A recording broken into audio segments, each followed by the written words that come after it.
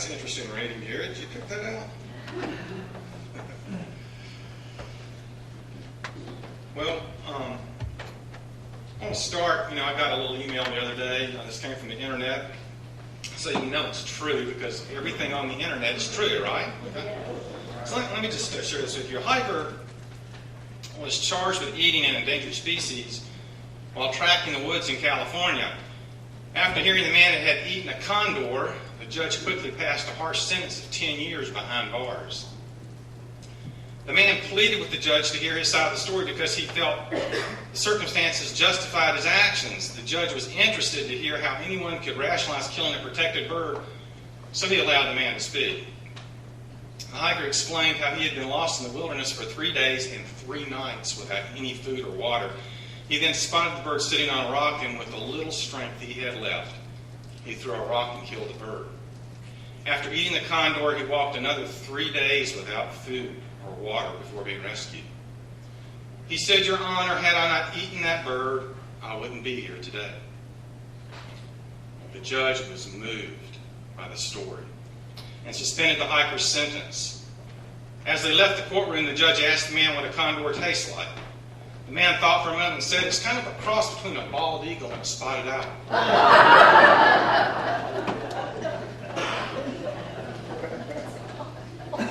Just saying.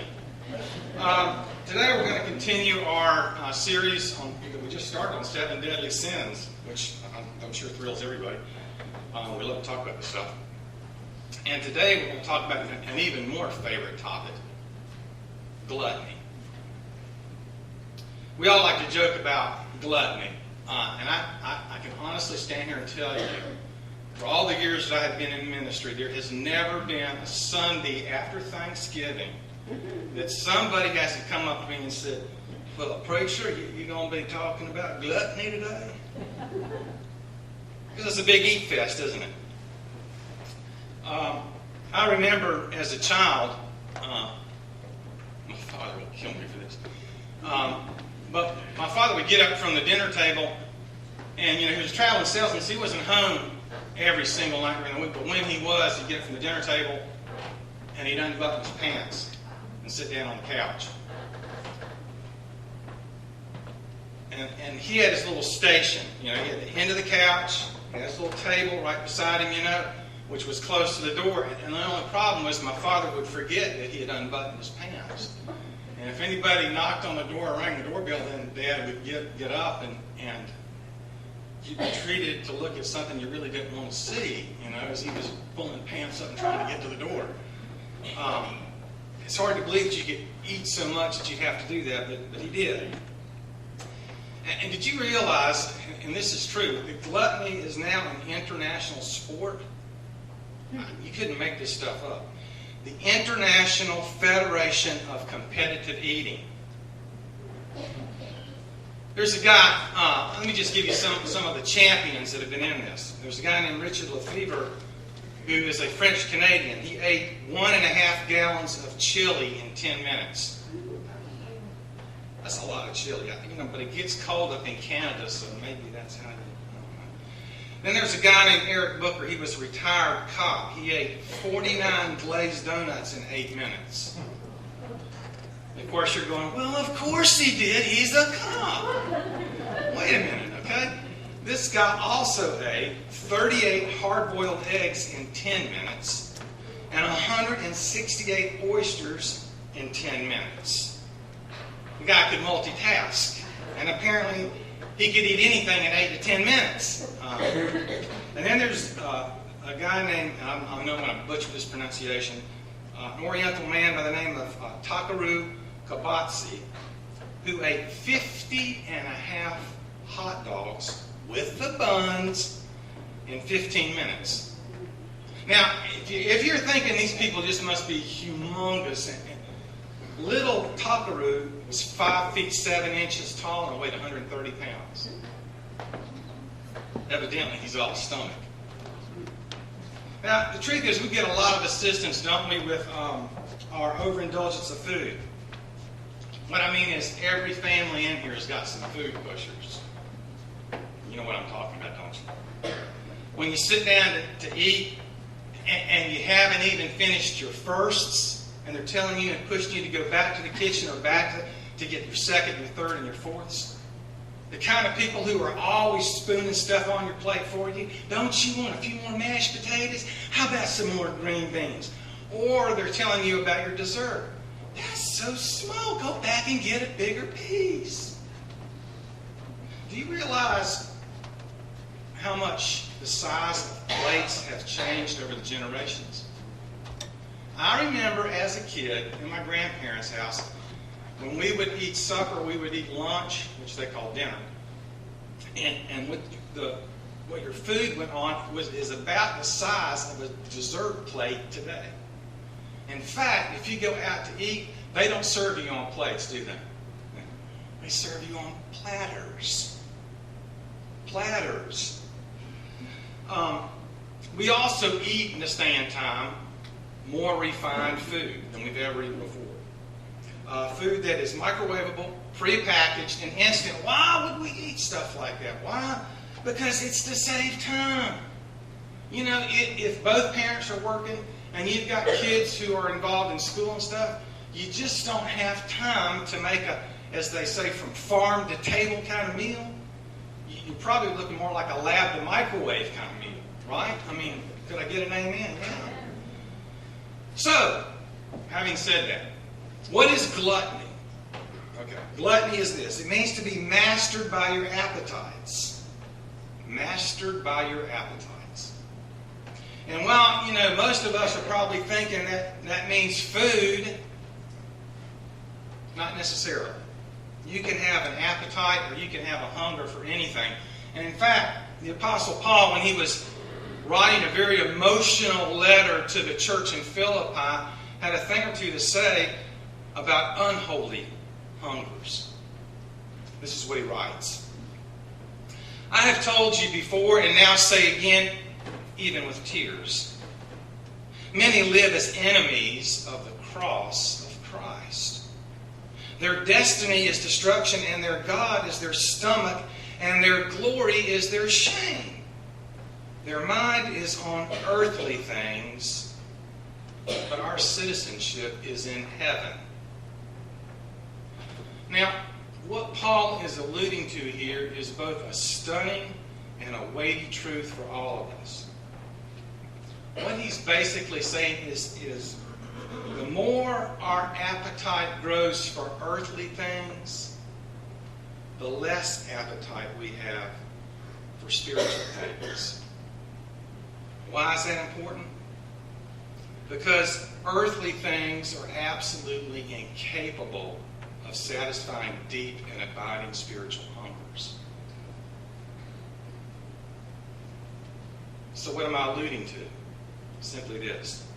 Trying to self-medicate our deep inner wounds and hurts with self-indulgent earthly things is a license to addictions.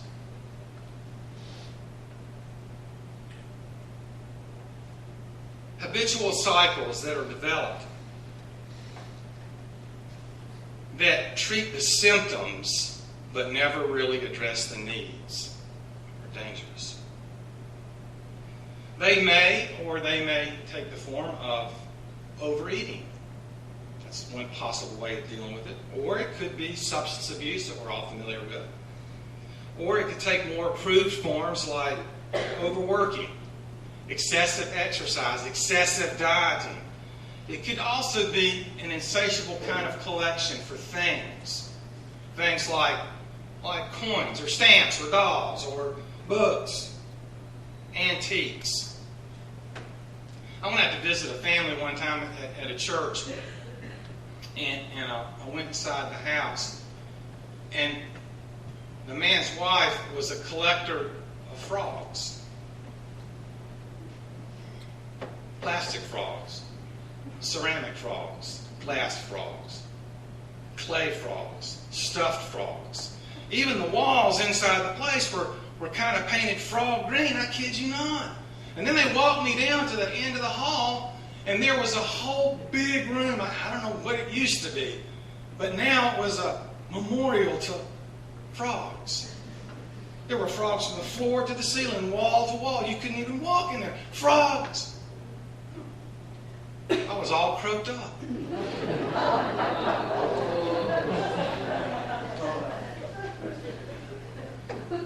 Now, you can have an insatiable appetite for anything. And I'm not trying to suggest to you today that every single collector of things is trying to ease some deep emotional, psychological, spiritual, relational kind of wound.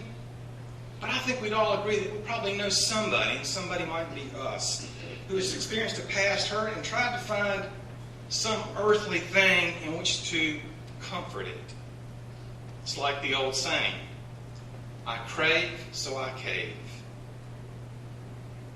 Now, what Gary read for us today comes from Solomon, and I believe it is unbelievable wisdom.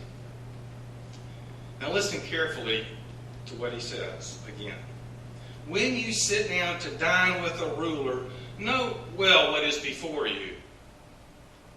Now, yeah, ruler could mean in that day and time, it could mean some influential person in the community who acquired a lot of wealth and had power and influence. It could also mean a prince. It could even mean a king. But we have to understand the Scripture is written in metaphors, and ruler could mean anything that can take power and authority and use it over us. When you sit down to dine with a ruler, note well what is before you. Those words, note well, are a single Hebrew word repeated 2 times in a row. A word called beam. It means to discern. So if that passage was read again, when you sit down to dine with a ruler, discern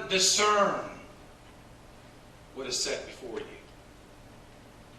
It literally means to know the difference, not just here, but in here, the difference between good and evil, between valuable and worthless. What Solomon goes on to say, basically in that statement, is that what we casually think may comfort us can eventually claim us. And he adds to that the potential for being ruled by our desires increases greatly if we are given over to gluttony, if we are easily mastered by our appetites. In closing, he adds these words, do not crave his delicacies, for that food is deceptive. The word deceptive is literally idol. That food is an idol. And an idol is anything that we give a large share of our time and attention and resources to. You know, what Solomon was saying, we have built a lot of pithy little sayings around. Things like, all that glitters is not gold. The grass is always greener on the other side. If it seems too good to be true, it probably is. In fact, any of us can be deceived. I was coming home from my first summer from college, and I met one of my best friends, and neither one of us had anything to do, so we decided we'd go out late and watch a double feature at a drive-in. And so we hung out there, we watched 2 horror flicks or something like that. This was BC, okay, before Christ. So we were sitting in there, and we stayed late. It was probably around 1. And we were a long ways from where I lived. He was driving, he was taking me back. And it took us about a half an hour to get back to where we were, where I live anyway. We're not far from my house, and I said, hey, why don't you pull in here? I said, they just put a Krispy Kreme in here. So we pulled into the Krispy Kreme.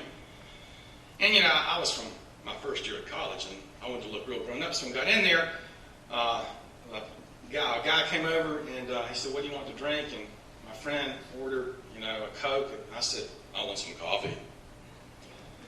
I didn't even like coffee, but, it sounded kind of grown up. So I got coffee, and took a taste, and I was like, this is rough. So then I got cream, those little packets of creamer. I put about 3 of those in there, And then, you remember those glass containers they used to have for sugar with a little flap on it? Well, after I tasted it with just cream, I was like, phew. So I took I got me some good brown syrup going, you know. Man, that's pretty good. I like that. And so the guy says, okay, you want some donuts? So he said, yeah, I want a strawberry jelly donut. And he ordered some other blueberry jelly donut, you know. And then I noticed he was looking up in the rack, and all these glazed donuts were coming down this rack, you know. And I'm drinking my syrup and eating my donut. And my friend Ronnie says, well, he said, those are glazed donuts. He says, yeah. He says, they're just coming right off the rack. He said, man, they are really good when they come off the rack. And Ronnie, without missing a beat, says, we'll take a dozen. So we sit down and we started eating. And I could see people like, you know, looking at us, even the cops, you know. We ate that whole dozen, plus the other jelly donut. And Ronnie looked over at me and he said, you feel all right? And I said, I don't think so, Ronnie. I'm not feeling good at all. You know, I was probably this far away from a diabetic coma. You know? I mean, the truth is, we all have hungers, don't we? Every human being was created with an appetite. We have physical hungers. So God gave us, you know, fruits and vegetables and nuts and seeds and fish and fowl and bacon. Bacon. Is that not the best thing ever? Of course it is. Bacon. And you know, we have emotional and relational hungers. And so God gave us to each other.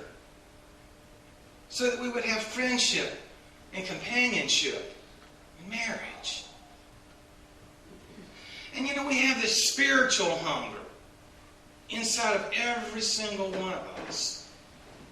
It's God sized. And so God gave Himself in Christ Jesus to fill that hunger.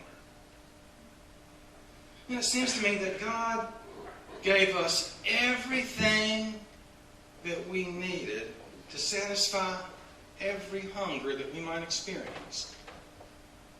So why is it that we see so much emptiness, and so much sadness, and so much dissatisfaction in our world?